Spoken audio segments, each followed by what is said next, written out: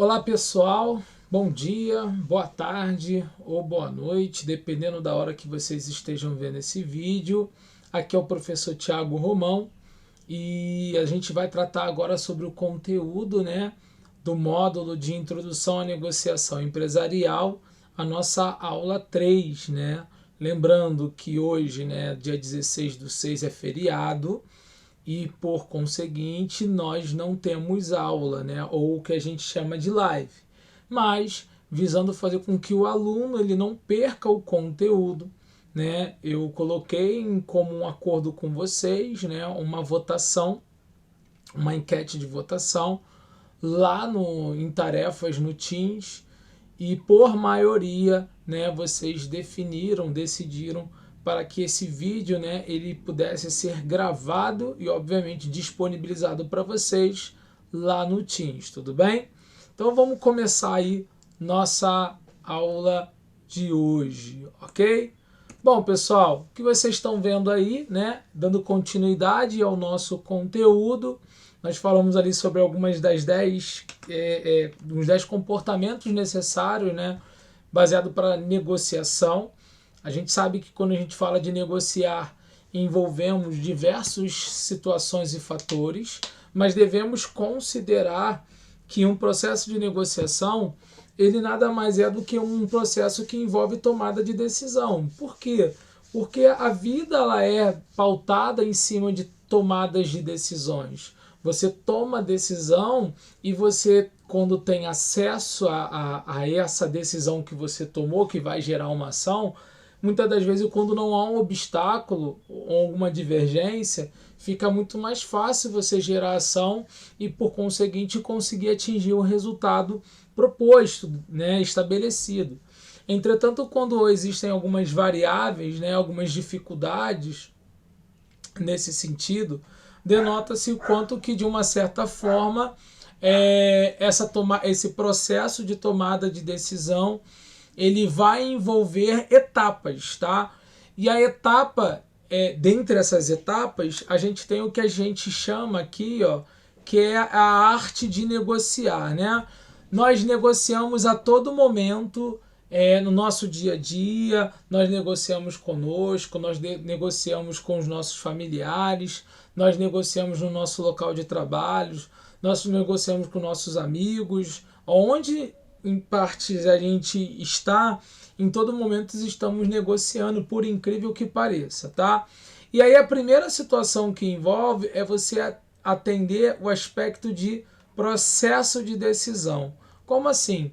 Se a gente está falando de processo de decisão, ele é um conjunto de princípios, regras e procedimentos que vão permitir você selecionar, determinados problemas, ou seja, nos deparamos no nosso dia a dia por diversas situações, problemas, conflitos, oportunidades ou adversidades, e temos que escolher o que vamos resolver, ou o que se torna prioridade, ou aquilo que vai ser a nossa linha de ação, ou o que vamos adotar como estratégia ou não, ou alternativa ou não, para resolver. Mas, acima de tudo, se baseia, que a escolha entre ações, deixa eu corrigir aqui, tá? Escolha entre ações alternativas para se atingir um determinado ou um objetivo, tá? Essa decisão, ela envolve, dentro de uma negociação, por exemplo, uma compra, uma venda, um contrato, um acordo e entre outros fatores, além desses que são mais estruturados e formais, tá? Existem fatores positivos e negativos sempre em qualquer alternativa em nossas vidas, o que a gente chama de vantagens e desvantagens. Por exemplo, se eu não sair hoje, tudo tem vantagem e desvantagem, como se você ficar em casa. Dentro de cada fator desse, se assemelha a esse aspecto de se considerar o que você quer, o que você não quer também, tá bom? Então, sempre a gente vai avaliar risco, então a gente vai ponderar fatores positivos e negativos, a gente vai avaliar os riscos, a gente vai escolher a alternativa que vai proporcionar melhores benefícios, ou seja, todas as alternativas elas vão te propiciar vantagens e desvantagens, mas você quer diminuir o risco, aceitando, ou definindo, ou decidindo por aquela alternativa que seja mais coerente, né, dentro da sua perspectiva de atuação, tá?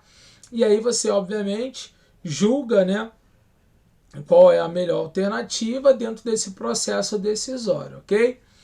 E aí a gente tem algumas premissas que, primeiro, a gente tem um conhecimento que o negociador tem sobre as alternativas. Por exemplo, eu que estou negociando, eu tenho que ter em mente muita coerência, conhecimento, né, e domínio sobre aquilo que eu estou negociando, sobre o objeto de negociação. Não adianta, por exemplo, eu trabalhar, por exemplo, numa loja e eu querer vender um produto para um cliente e às vezes eu mesmo como vendedor não sei nem o que aquele produto tem como características ou funcionalidades, além da funcionalidade principal. Vamos dar exemplo num smartphone, onde você tem ali como característica querer saber, né, até que ele tem uma funcionalidade para ligar para as pessoas, mas isso em si não significa nada. Por quê? Porque de uma certa forma ele tem outras funcionalidades. Esse smartphone que você vende, ele tem características diferentes dos seus concorrentes, diferenciações, né, entre outros fatores que você precisa dominar como informação para que você demonstre capacidade, conhecimento, acima de tudo, segurança sobre aquilo que você está prospectando, tá?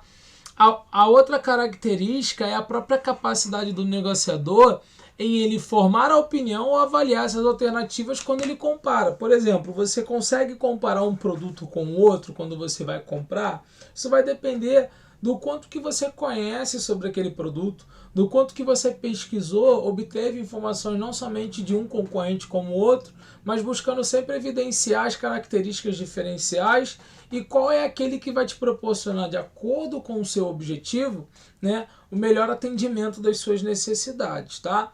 Consequentemente, a gente tem aí, ó, na letra C, né, a habilidade do negociador de julgar e decidir com base nessas evidências, né? A principal dificuldade humana hoje é a tomada de decisão. Por que é a tomada de decisão? Porque ele, de uma certa forma, tem dificuldades para definir, decidir o que ele quer para ele. Então, se você for pensar dentro dessas características, né, o principal objetivo no final é você tomar uma decisão e gerar uma ação. Se isso vai dar certo ou não, nunca a gente sabe, porque a gente não consegue prever o futuro. Mas, de uma certa forma, é natural que a gente queira se basear em evidências, né? Eu até falei com vocês na gestão financeira, né, em fatos, né, em atos e fatos, né, onde a gente consegue avaliar as características, né, que denotam, né, uma determinada ação e que reação ela gera, ou que fato ela gerou, tá bom? E aí, a gente tem alguns modelos, né, propagados para essa tomada de decisão, tá? O primeiro modelo é o que a gente chama de modelo cognitivo ou modelo racional, tá? Devemos levar em consideração o seguinte: quando a gente está falando de modelo cognitivo racional, a gente tem a aparência de entender o objetivo como forma racional, ou seja, você trabalha com dados, com constatações, né? Você em evidências que ficam muito mais claras mediante as ações que ocorrem, né, dentro daquele contexto onde a empresa está inserida, onde a negociação vai acontecer. Então, sempre essas decisões virão de dados concretos. Então, acontecimentos, estudos, estatísticas, levantamentos, né, planilhas, relatórios, isso são dados concretos que vão subsidiar, né, esse modelo de tomada de decisão muito mais cognitivo, muito mais racional. Tem até um exemplo aqui, né? A negociação e a decisão pelo arrendamento de uma fazenda, por exemplo, no interior de Goiás, para plantação de cana e produção de X litros de álcool mês. Ou seja, você tem ali a produção de X álcool mês dentro de um contexto, e isso vai evidenciar, né, uma determinada linha de produção, tá bom? Consequentemente, a gente tem ali o modelo intuitivo. E aí a gente pode reparar que nesse modelo intuitivo, você já trabalha com subjetividade. Essa subjetividade ou intuições, elas não se baseiam em fatos e dados concretos, mas nas suas percepções e expectativas frente a situações às vezes históricas e que você traz dentro de um contexto onde você se encontra. Muitas das vezes envolve aquilo que você entende até como está grifado ali, juízo de valor. Talvez para você é importante praia, para mim seja importante cachoeira, e tá tudo bem se a minha relevância, a minha importância está dentro desse contexto e a sua dentro de um outro contexto, tá? Nesse sentido aqui, a gente tem até inclusive exemplos, né? A negociação e a decisão sobre problemas, né, específicos ou indígenas que vão de uma certa forma suportar, né, a remoção de vendedores ambulantes das ruas. Olha que interessante. Essa negociação, ela vai envolver fatores que muitas das vezes não se baseiam em fatos, né, em dados concretos, mas simplesmente dentro de aspectos que envolvem aquelas pessoas, as suas especificidades, né, as suas características, fatores culturais que estão dentro de um contexto que você vai avaliar ou o conjunto de pessoas irão avaliar, tá? Aí a gente também tem a se entender que o resultado da tomada de decisão pode se basear nos dois modelos, de uma forma mesclada. Só que tanto o modelo cognitivo e racional como o modelo intuitivo, ele vai promover riscos. Gente, temos que ter entendimento que não existe nenhum tipo de investimento, não existe nenhum tipo de caracterização que não envolva risco. Tudo na nossa vida envolve riscos. Mas a gente tem que ter a plena consciência que isso, de uma certa forma, é passível de acontecer, né? Porque tudo na vida temos que tomar decisões, tá? E aí essas decisões, elas precisam, muitas das vezes, serem monitoradas. Monitoramento tem sentido de controle. Ou seja, não adianta tomar uma decisão, gerar uma ação e achar que eu já resolvi o meu problema. E achar que, de uma certa forma, está tudo bem. Eu preciso, em determinado momento, perceber e entender que toda negociação, né, ela tem que ter um acompanhamento, principalmente quando depende de graus, né, de efetividade ou graus de abrangência dessas decisões que você toma frente à situação que está ali acontecendo, tá? Então, é interessante que muitas das vezes você tem um comportamento de acompanhamento, tá? Por exemplo, o arrendamento da fazenda está produzindo o previsto de X litros de álcool por mês, o investimento está dando quanto de retorno? Então a gente está tomando uma decisão pensando em retorno. É óbvio que isso vai impactar dentro da empresa. Mas uma negociação com ele, aonde impacta isso na sociedade? Se a gente for pegar dentro de um contexto mercadológico, econômico, uma decisão da empresa de ela mudar um tipo de combustível vai impactar na empresa, no seu ambiente interno, obviamente no consumo, mas dentro de um aspecto menor. Mas uma nação deixando de comprar um determinado commodity para atender ali toda a sua produção interna, ela impacta a sociedade como um todo. E a gente vê fatores econômicos, políticos, sociais que acontecem fora das organizações e que de uma certa forma tem uma abrangência muito grande. E isso acaba trazendo problemas futuros para as organizações, tudo bem? E aí existe a responsabilidade, né, do negociador na tomada de decisão. Olha que interessante. A responsabilidade ou autorresponsabilidade, ela é uma das habilidades, né, que um gestor, acho que qualquer pessoa, né, qualquer ser humano, ele tem que ter. Porque a autorresponsabilidade é a capacidade que você tem de assumir, né, o papel que você está desempenhando e saber que você tem total autonomia, mas também total responsabilidade sobre as decisões, sobre as ações, sobre toda a influência de ação que você gera dentro de um contexto, principalmente numa negociação.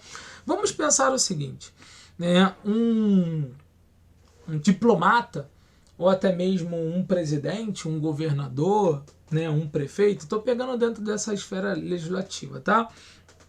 E aí, de uma certa forma, a gente vai pensar o seguinte, num processo de negociação, a gente pensa que não tem nenhum interesse para a gente, mas é ele lá, esse representante, no processo que ele gera alguma determinada negociação com responsabilidade, com ética, com conhecimento, com todo o amparato de competência, faz com que as ações que virão por conseguinte sejam mais coerentes, né, corretas e que atinjam os resultados propostos que foi definido ali. Agora, uma negociação mal feita gera ações irreparáveis numa sociedade, numa comunidade, né, por exemplo. Então, há um papel muito forte nisso, né, dentro desses aspectos, tá?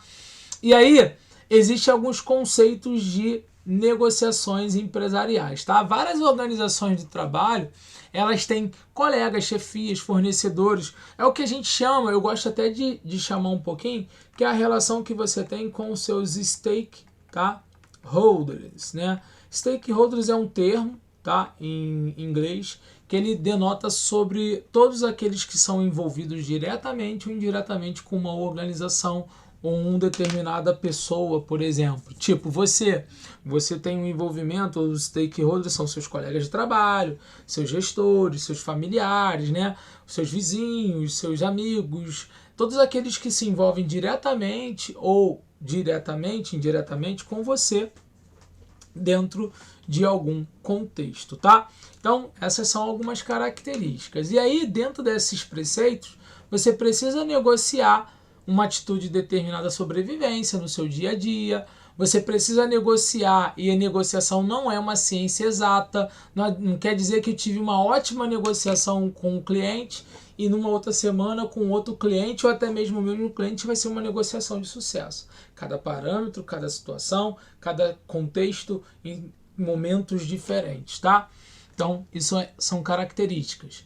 Também a negociação não é arte e nem sorte, ela é dedicação, disciplina, aprendizado, conhecimento, habilidade, né?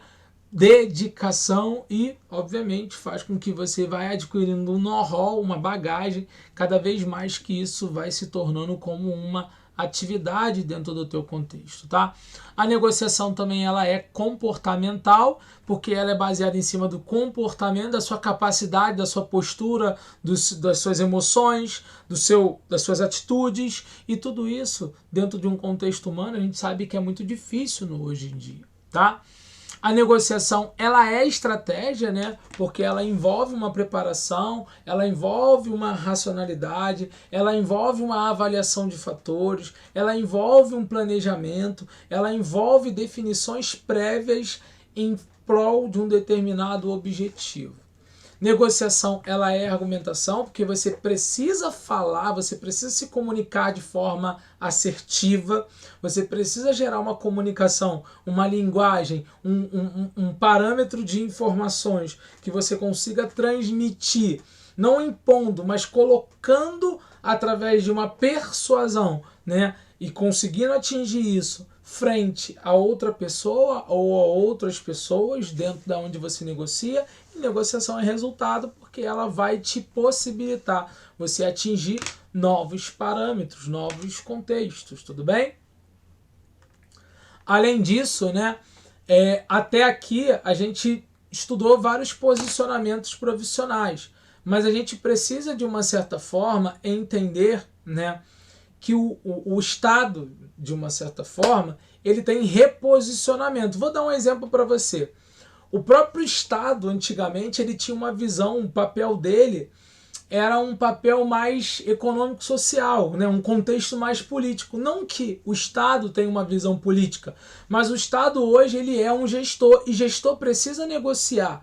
O gestor ele não transforma, né, um modelo somente de gestão, né, ou fiscalização, um modelo tradicional. Ele se baseia em atender aos aspectos da sociedade, mas tendo que negociar melhores práticas, melhor gestão, melhores aspectos, proporcionar ao seu público, que é a sociedade de uma forma geral, né, resultados satisfatórios, tá? E aí, obviamente, essa demanda vem pelo cidadão, pelas mudanças e tendências que vem acontecendo no mundo também. Isso é desafiador, tá? Além disso, a própria organização da sociedade civil, né? Por quê? Porque agora, além da sociedade ela ser organizada, com o avanço da internet, né? com o aumento, a globalização, a gente faz com que as pessoas tenham possibilidade de discutirem, de debaterem através da própria internet, né, de criarem frentes de discussões que promovam de forma organizada, formal ou não formal, melhores debates, melhores ofertas de situações para a sociedade de forma geral. E questionando, né, as ações que ocorrem no mundo de forma produtiva ou não, política ou não. A própria concorrência das empresas, isso faz com que venham mudando, porque você tem acesso às informações. Por isso que hoje o fator de informação, né, ela é um diferencial. Diferencial como assim? A gente tem que entender que a empresa que tem acesso à informação, ela consegue oferecer melhores práticas, porque ela tem ali a informação como um diferencial competitivo, visando se antecipar às ações que ela tem como conhecimento dos seus concorrentes, bem como do mercado, onde tem o que? O seu público-alvo, seus clientes, tá bom? Então isso também é um parâmetro. A própria ampliação da mídia, né? A mídia que antigamente ela tinha uma ação mais limitada, né? Com a internet, com o avanço de várias técnicas, né? De várias ferramentas e principalmente das mídias sociais, redes sociais, a abrangência de comunicação, ela explodiu, podemos assim dizer. A tal ponto que tudo que é discutido, tudo que é falado, tudo que é proposto, tudo que é impulsionado e enganjado, vem através das mídias. Né? Tudo que você tem acesso, inclusive a esse conteúdo, ele vem através das mídias. E a mídia hoje, ela entende, né, que é o que a gente chama aí dentro do próprio YouTube, né, o robozinho do YouTube, que são algoritmos, como essas pessoas se comportam, o que elas buscam, o que elas querem. E isso são facilitadores para que eu possa oferecer direcionado a essas pessoas aquilo que elas desejam, tá bom? Obviamente o consumidor também aqui, ele começa a se organizar, porque ele tendo acesso a mais informação, né, a um melhor aprendizado, aprimoramento, a conhecimento, ele se torna mais exigente, ele se torna mais ciente, ele tem conhecimento, ele não é mais leigo, ele tem uma visão mais holística. Isso lhe propicia ele debater, mesmo que não de forma aprofundada, mas de forma superficial, com quem lhe oferece ou com quem lhe negocia melhores práticas. E isso faz com que o mercado na outra ponta também acompanhe essas exigências que os clientes denotem, que os clientes querem, tá bom? E aí, ó, existe um processo de negociação para compra, venda, permuta, parceria, entre outros, que é o que a gente vê no dia a dia, né? E isso vai envolver esse maior nível de complexidade ou menor nível de complexidade, obviamente, que isso vai depender muito da competência do negociador. Porque muitas das vezes eu tenho um produto ruim, mas às vezes o negociador, ou o vendedor, como a gente chama, e eu gosto de chamar mais negociador do que vendedor, ele não tem a capacidade de vender. Eu já falei em sala de aula com meus alunos, imaginemos, e eu estou trazendo aqui novamente, imaginemos que eu entre, né, peça licença ao professor e eu entre lá na sala de aula e falo assim, pessoal, tudo bem, bom dia, estou trazendo aqui trufas, vendendo para vocês, R$3 cada uma, quem tiver interesse.